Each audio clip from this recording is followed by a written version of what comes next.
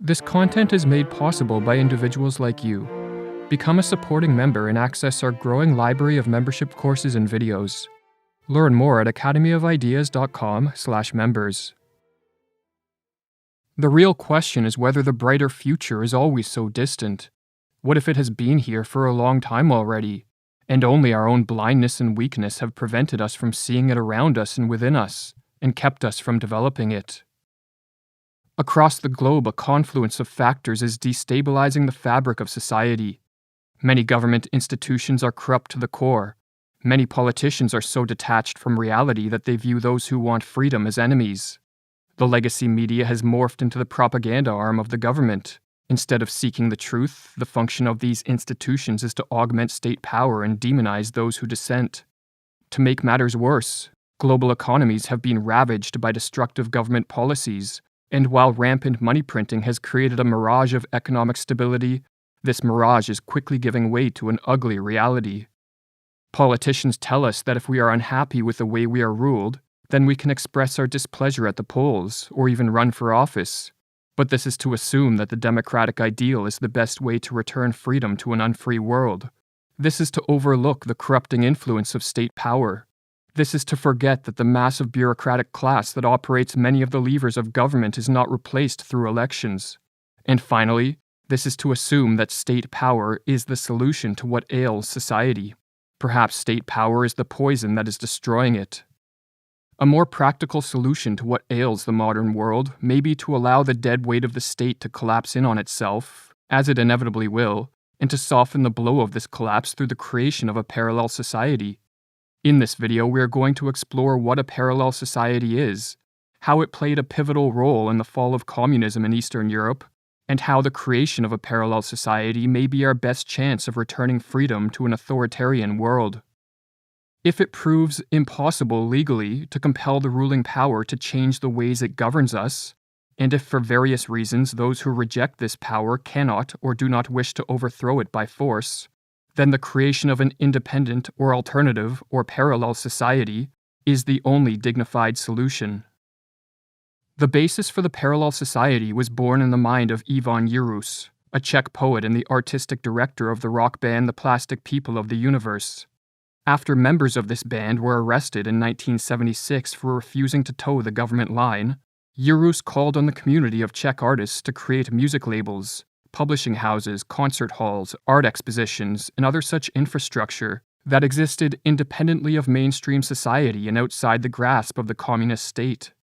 Yurus hypothesized that if enough infrastructure were created, an independent society would spontaneously form and function as a pocket of creative freedom in a highly oppressed society. Yurus defined the independent society as a society not dependent on official channels of communications or on the hierarchy of values of the establishment, and as he further explained, the independent society does not compete for power. Its aim is not to replace the powers that be with power of another kind, but rather under this power, or beside it, to create structures that respect other laws, and in which the voice of the ruling power is heard only as an insignificant echo from a world that is organized in an entirely different way. Yurus's idea caught the attention of the Czech Catholic philosopher and mathematician Václav Benda. Benda saw in this idea the seeds of a non-violent solution to the destructiveness of communism. However, for the independent society to have real-world social and political impact, it needed to be extended beyond the realm of music and the arts. For the stifling bureaucracy and heavy hand of the communist government was suffocating all areas of life. And so Benda coined the phrase parallel society to refer to all social, cultural, and economic structures that existed unconstrained by the state. He called such structures parallel structures, and at the height of political oppression in the late 1970s, Benda urged Czech citizens to begin creating parallel forms of education in science and scholarship, parallel political structures, a parallel information network, and free parallel markets that form a parallel economy. And as H. Gordon Skilling explains, outlining the parallel structures which had come into existence or might do so in the future, Benda argued that these might gradually supplant or at least humanize the existing official structures. The rationale behind the creation of parallel structures in the parallel society was simple. As the communist government had a monopoly on force and was too powerful to challenge head-on, it was best to turn away from it and defy it by ignoring it as much as possible.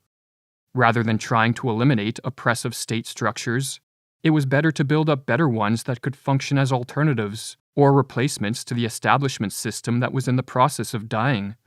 A well-known communist dissident, Jacek Kuron, captured this rationale in 1980 when he responded to the torching of a communist headquarters by stating, "Stop burning down committees, let us build our own." Or as Ivan Yerus explained, the parallel society began in spontaneous acts of mutual self-defense in different parts of society. Those who take part are active people who can no longer stand to look passively at the general decay, rigidity, bureaucracy, and suffocation of every living idea or sign of movement in the official sphere.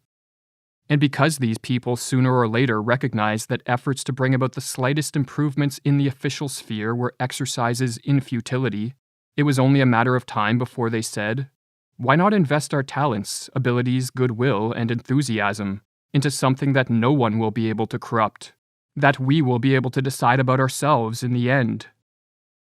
The parallel society provided individuals the means to express themselves freely without fear of censorship, and to fulfill their goals and aims without being suffocated by the bureaucracy of the state. Furthermore, individuals felt that by turning towards parallel structures and away from the establishment structures that functioned as vehicles of the state, they were influencing society for the better. The parallel society thus served as a much-needed source of hope in a society which had succumbed to apathy due to decades of communist rule.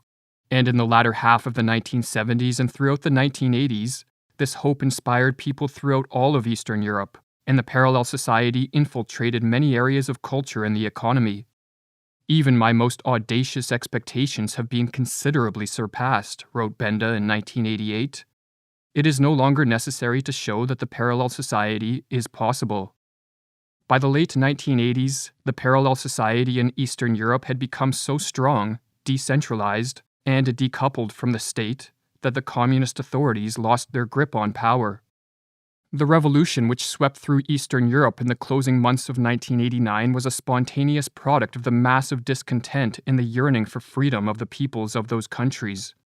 It was also a culmination of the independent activities of many citizens as they sought to defend their rights against the party-state system, and to create a parallel or independent society as a challenge and an alternative to it. One of the more famous examples of a parallel structure was the underground film industry in Romania. The communist dictator Nicolae Ceausescu outlawed the possession and distribution of Western films. However, the entrepreneur Teodor Zamfir created a vast underground market smuggling Western films into the country and then translating and dubbing them into Romanian. The demand for the films rapidly grew, and as the Romanian people were exposed to Western culture, their eyes were opened to the full extent of their own oppression. As one Romanian dissident put it, the seeds of freedom that were planted by the films grew.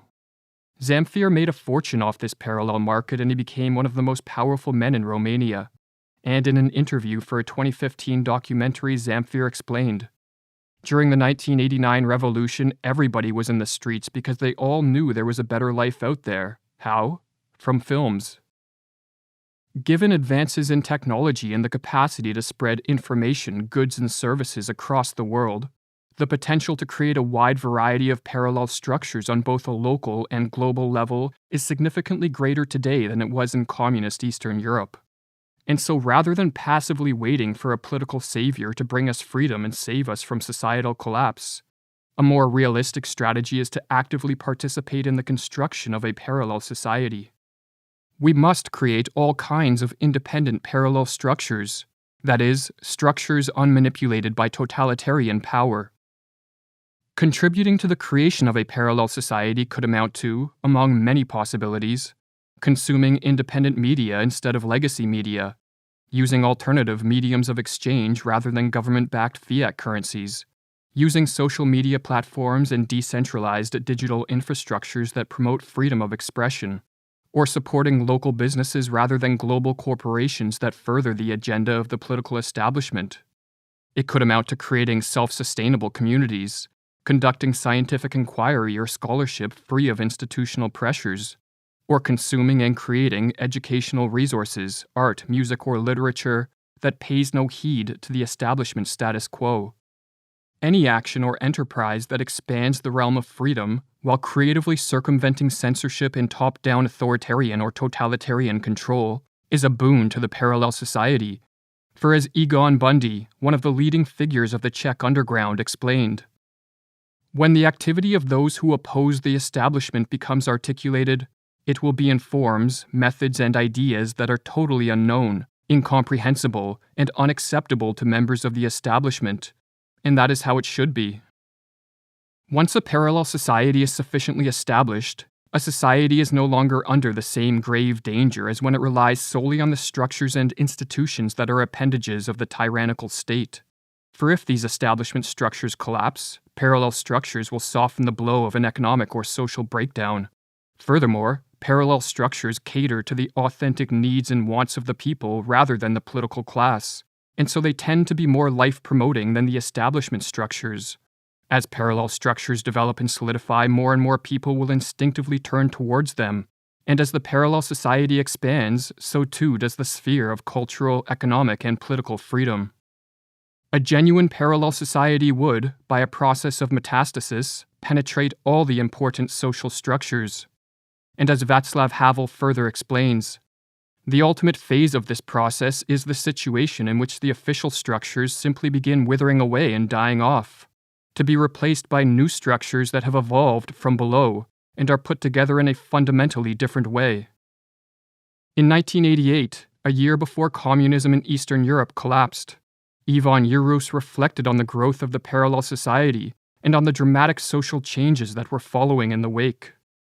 The parallel society has proven its worth, he wrote, and it is the only meaningful structure that people can create, if they do not wish to remain mere appendices of the political and social structures created by the ruling power.